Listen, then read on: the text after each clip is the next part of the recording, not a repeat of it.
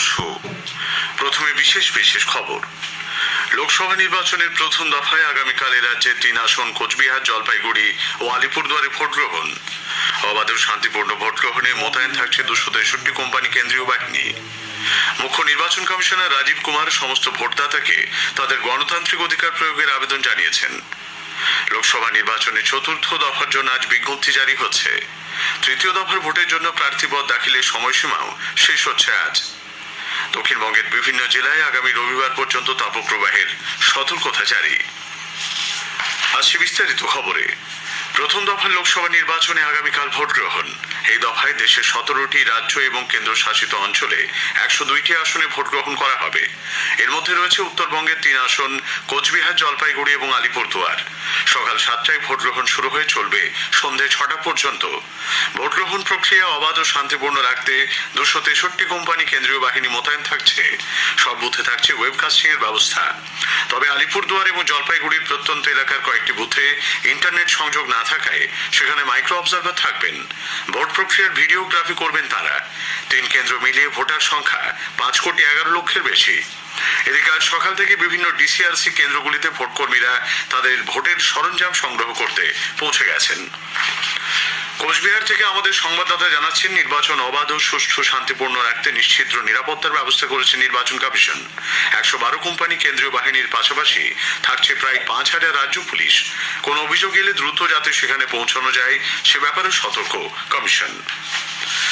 অষ্টাদশ লোকসভা নির্বাচনের প্রাক্কালে মুখ্য নির্বাচন কমিশনার রাজীব কুমার সমস্ত ভোটদাতাকে তাদের গণতান্ত্রিক অধিকার প্রয়োগ করার আবেদন জানিয়েছেন।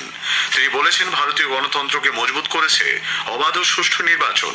প্রত্যেক ভোটারের উচিত জনপ্রতিনিধি নির্বাচনে তার অধিকার প্রয়োগ করা।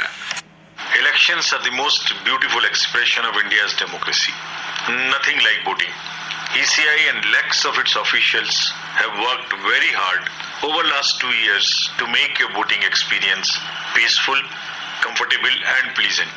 Friends, I earnestly appeal to you to come out and vote. Get your family and friends to vote. Motivate everyone around you. Be our ambassadors and influencers. I call upon the youth to lead a revolution in electoral participation. Stand up, get counted, make yourself proud, go and vote. এদিকে নির্বাচন commission রাজ্যপালকে Cooch Behar না যাওয়ার অনুরোধ জানিয়ে mail পাঠিয়েছে। কমিশনের বক্তব্য, protocol অনুযায়ী রাজ্যপাল জেলা সফরে গেলে তাকে অভ্যর্থনা করে থাকেন জেলা শাসক বা প্রশাসনের পদাধিকারীরা। কিন্তু নির্বাচনের সময় ভোটের কাজে তারা ব্যস্ত থাকবেন। তাই রাজ্যপালকে কমিশন এই সময় কোচবিহার সফর না করার পরামর্শ দিয়েছে বলে মুখ্য নির্বাচনী আধিকারিকের দপ্তর সূত্রে খবর। নির্বাচন কমিশনের কাছে তৃণমূল কংগ্রেস নেতা উত্তরবঙ্গ উন্নয়ন মন্ত্রী উদয়ন গুহকে ভোটের দিন গৃহবন্দী করে রাখার দাবি জানিয়েছে বিজেপি। সাংবাদিক বৈঠক করে দলের নাটাবাড়ি কেন্দ্রের বিধায়ক মিহির গোস্বামী গতকাল জানান, 15 এপ্রিল কমিশনের কাছে এই দাবি জানিয়েছেন কোচবিহারের বিজেপি প্রার্থী নিশীথ প্রামাণিক। উদয়ন গুহর নেতৃত্বে দিনহাটায় সন্ত্রাস চলছে বলে অভিযোগ করে ভোটের দিন তিনি যাতে নিজের বুথের বাইরে না যেতে পারেন, কমিশনের কাছে সেই দাবি জানিয়েছেন বিজেপি প্রার্থী। উদয়ন গুহকে যাতে তার গৃহে কনফাইন করে রাখা হয় সুস্থ নির্বাচন পরিচালনা করার জন্য, তার ব্যবস্থা যেন নির্বাচন কমিশন করে। যদি উদয়ন গুহের দাবি ভয় পেয়ে নিশীথ মিথ্যা অভিযোগ করছেন। ও চাইছে যে আমাকে গৃহবন্দী করে বেশ কিছু বুথ যাতে লুট করা যায় তার বন্দোবস্ত করা, কিন্তু ও জানে না যে একটা উদয়ন গুহ রাজনীতির সাথে যুক্ত না। 1000-এর উপরে উদয়ন গুহ দিনাটার গ্রামে গঞ্জে আছে, যারা ওর ওই বুথ লুট করবার যে চিন্তা ভাবনা সেটাকে রাস্তায় নেমে প্রতিরোধ করবে নির্বাচনের দিন। পারলে আমাকে গৃহবন্দী করুক। লোকসভা নির্বাচনের চতুর্থ দফার জন্য বিজ্ঞপ্তি জারি হচ্ছে আজ। সেই সঙ্গে শুরু হবে মনোনয়নপত্র দাখিলের কাজ। এই দফায় পশ্চিমবঙ্গ সহ 9টি রাজ্য ও একটি কেন্দ্রশাসিত অঞ্চলের 96টি লোকসভা আসনে ভোট গ্রহণ 13 মে। এর মধ্যে রয়েছে পশ্চিমবঙ্গের 8টি আসন বহরমপুর, কৃষ্ণনগর, রানাঘাট, বর্ধমান পূর্ব, বর্ধমান দুর্গাপুর, আসানসোল, বীরভূম ও বোলপুর। 25 এপ্রিল পর্যন্ত মনোনয়নপত্র দাখিল করা যাবে। এদিকে তৃতীয় দফার ভোটের জন্য প্রার্থীপদ দাখিলের সময়সীমাও আজ শেষ হচ্ছে। এই দফায় এই রাজ্যের 4টি সহ 94টি আসনে ভোট গ্রহণ 7 মে। এই রাজ্যের আসনগুলি হল মালদা উত্তর, মালদা দক্ষিণ, জঙ্গিপুর ও মুর্শিদাবাদ। একই সঙ্গে মুর্শিদাবাদের ভগবানগোলা বিধানসভা আসনের উপনির্বাচনেও ওই দিন ভোট নেওয়া হবে। মুখ্যমন্ত্রী মমতা ব্যানার্জি আজ উত্তরবঙ্গে দ্বিতীয় দফার ভোটের প্রচারে অংশ নেবেন। প্রথমে রায়গঞ্জ ও পরে বালুরঘাটে প্রচার করবেন তিনি। এই দুই জায়গাতেই মঙ্গলবার প্রচারে যান প্রধানমন্ত্রী নরেন্দ্র মোদী। পূর্ব বর্ধমানে আজ দলীয় নেতা কর্মীদের সঙ্গে ঘরোয়া বৈঠক করবেন তৃণমূল কংগ্রেসের সাধারণ সম্পাদক অভিষেক বন্দ্যোপাধ্যায়। এদিকে মুর্শিদাবাদ আসনের জন্য আজ মনোনয়নপত্র জমা দেবেন সিপিআইএম এর রাজ্য সম্পাদক মোহাম্মদ সেলিম।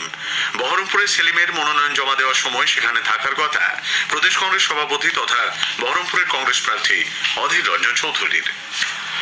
বিজেপি তৃণমূল কংগ্রেস প্রধান মুখ্যমন্ত্রী মমতা ব্যানার্জির বিরুদ্ধে নির্বাচনী বিধিভঙ্গের অভিযোগ তুলেছে।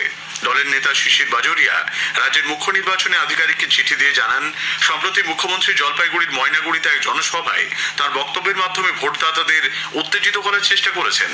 পাশাপাশি মুখ্যমন্ত্রীর বক্তব্যে ভোট পরবর্তী হিংসার প্রচ্ছন্ন ইঙ্গিত রয়েছে। পূর্ব মেদিনীপুরের নন্দীগ্রাম 1 নম্বর ব্লকের সোনাছড়া সাউথখালী এলাকায় বিজেপির পার্টি অফিস পুড়িয়ে দেওয়ার অভিযোগ উঠেছে তৃণমূল কংগ্রেসের বিরুদ্ধে। অভিযোগ অস্বীকার করে শাসক দলের দাবি, বিজেপির আদি এবং নব্য গোষ্ঠীর মধ্যে গন্ডগোলের জেরে ঘটনা, এর সঙ্গে তৃণমূলের কোনো সম্পর্ক নেই।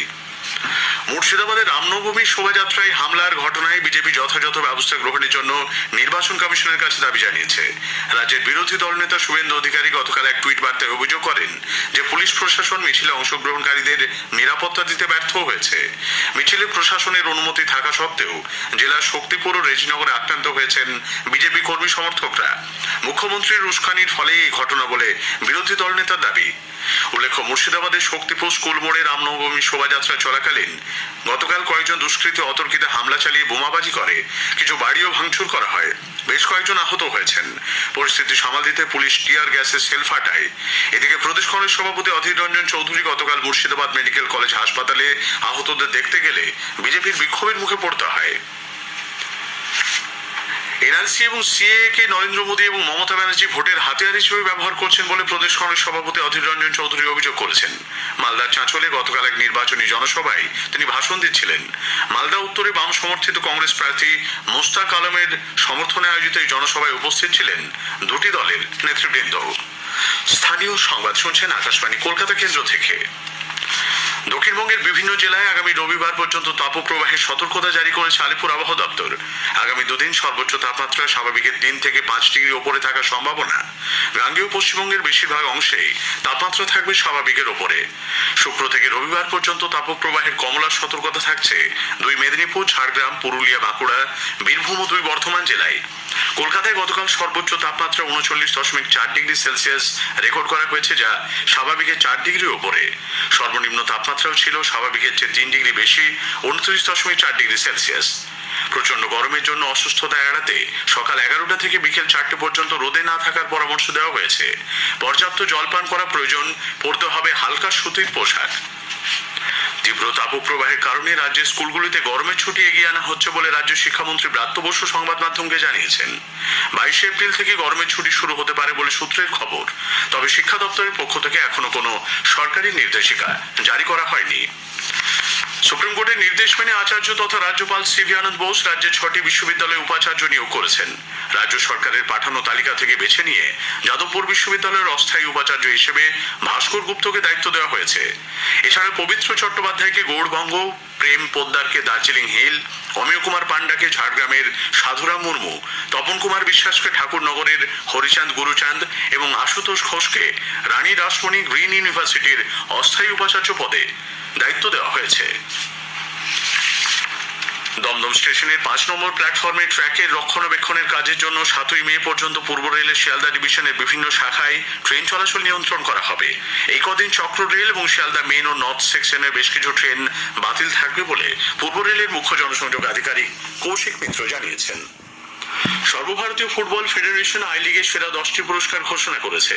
এর মধ্যে 5টি পুরস্কার পেয়েছে I league Joyee Mohammedan sporting, সেরা কোচ আন্দ্রে চেসনিকভ, সেরা গোলরক্ষক পদম ছেত্রী, সেরা মিডফিল্ডার মির্জোলন কাশিমভ।